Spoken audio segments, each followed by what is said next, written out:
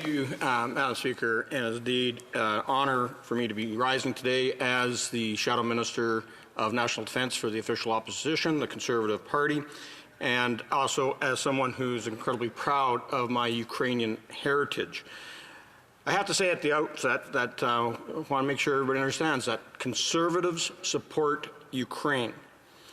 We denounce Russia's invasion in Ukraine, that Putin has committed and allowed his military to commit war atrocities and war crimes against the innocent people of Ukraine.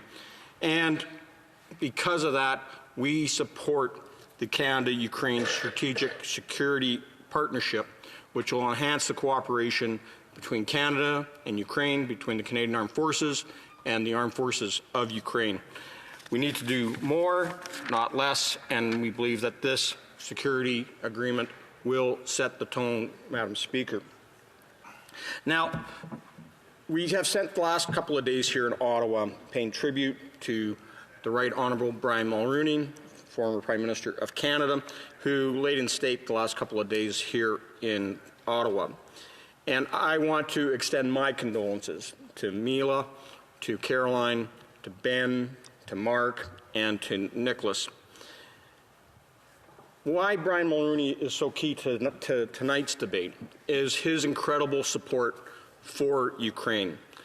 He was the first Western leader on December 2nd, 1991, that recognized Ukraine's independence. And I think it is very important that we honor his legacy and also the incredible work that he did to make that happen.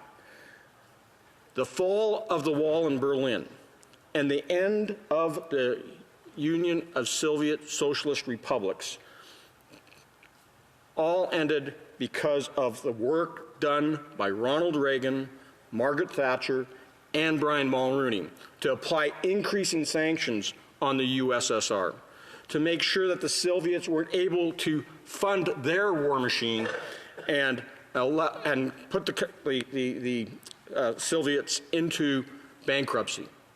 And because of their incredible work of reaching across the Atlantic, of making sure they worked as a partnership as Western liberal democracies who shared a common heritage and loved freedom, democracy, and human rights, stood up against that Soviet bear. And today, we find ourselves in a similar situation where the Russian bear is now trying to flex their muscles. They're using their own war machine to invade Ukraine, to commit war crimes, and to undermine the NATO alliance, to undermine all our democracies. They've been feeding out propaganda and misinformation that has only been paled. I think you'd have to go back to Hitler's Nazis and what Goebbels did in making sure that misinformation and propaganda was disseminated not just within to their own citizens, but around the world. And so it is a responsibility of our Western democracies to make sure that people understand that what they see and what they get are actually two different things when you're dealing with the Kremlin and the kleptocrats there and their propaganda. I think it's important at this state and time to also recognize that our friends in Ukraine and our friends in Israel are facing some horrific situations from terrorism, from war crimes, from barbarianism, and we need to make sure that we continue to stand with Ukraine, continue to stand with Israel in their time of need, release all hostages in both Ukraine and in Israel that are being held by Hamas and that are being held, as we know, in Russia. They've kidnapped over 20,000 children. They're brainwashing them and often using them in their military as cannon fodder against their own country, and I think that is deplorable. Now, as a Conservative, I'm proud of our track record of supporting Ukraine. It started with Brian Mulroney, and many of us sat in caucus and in government with Stephen Harper. And, we were there for Ukraine in bringing forward Operation Unifier. We were there for Ukraine by supplying them with military equipment as soon as the war in Donbass broke out back in 2014 and the illegal invasion and annexation of Crimea by the Little Green Men, which we all know were Wagner from the Kremlin. And so we were there, providing things like winter kit, night vision goggles, body armor, and just allowing the Ukrainians to be able to modernize. With Operation Unifier, they were able to train up to NATO standards and put them in a position where they are today, that they are able to fight back against what was supposed to be one of the superpowers in the world. Now, Madam Speaker, we have been saying since 2018, when we saw that this war was not ending in Donbass, it wasn't just an insurgency happening in Luhansk and Donetsk. We knew that there was Russian troops on the ground supplying the weapons, supplying the personnel that were carrying on the war and occupying territory in eastern Ukraine. And in 2018, we started to say, let's send over our surplus weapons. There was a cache of weapons that were sitting, collecting dust in Montreal, that were supposed to go to the Kurdish Peshmerga. That never happened. And so we said, let's take those AK-47s, let's take those grenades and grenade launchers, let's take the Carl Gustav anti-tank weapons and give them to the Ukrainian military. That didn't happen until the war broke out in 2022, in February 2022.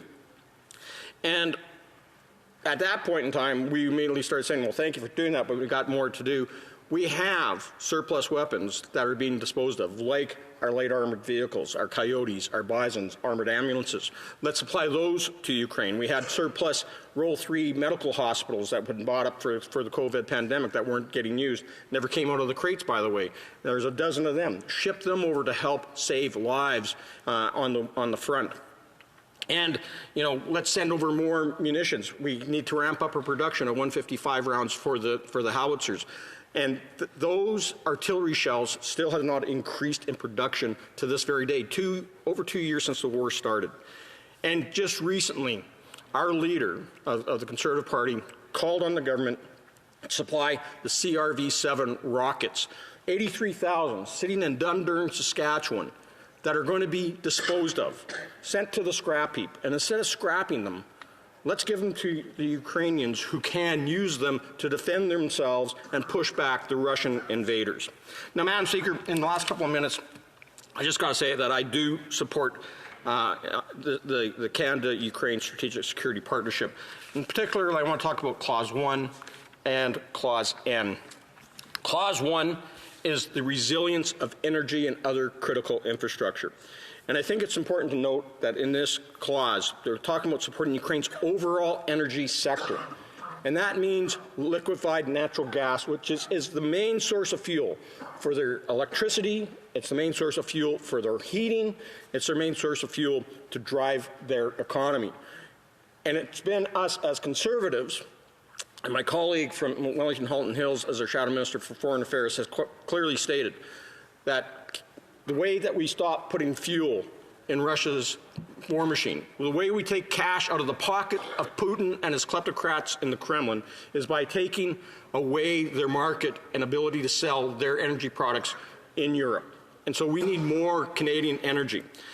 There's also a focus on nuclear safety, and that's one thing Canada actually can do. We can do small nuclear reactors. We can actually help them do modernization of the nuclear infrastructure that they have there, the power plants, Madam Speaker. And I think that we need to capitalize on that, and that will help Ukraine, especially as their nuclear power plants continue to be attacked by Russia.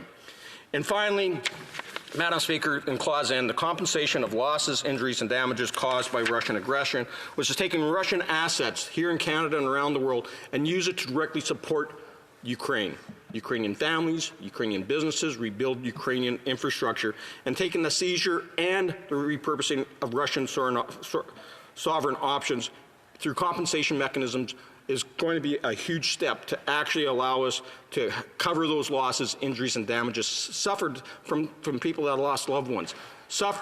People that faced, that rape was used as a weapon against them. Compensate them for their loss of their homes and their businesses. And I think that this is a great opportunity for us to cooperate on all sides of this House to ensure that Ukraine is able to rebuild after this war ends and that the Russian Federation pays for it.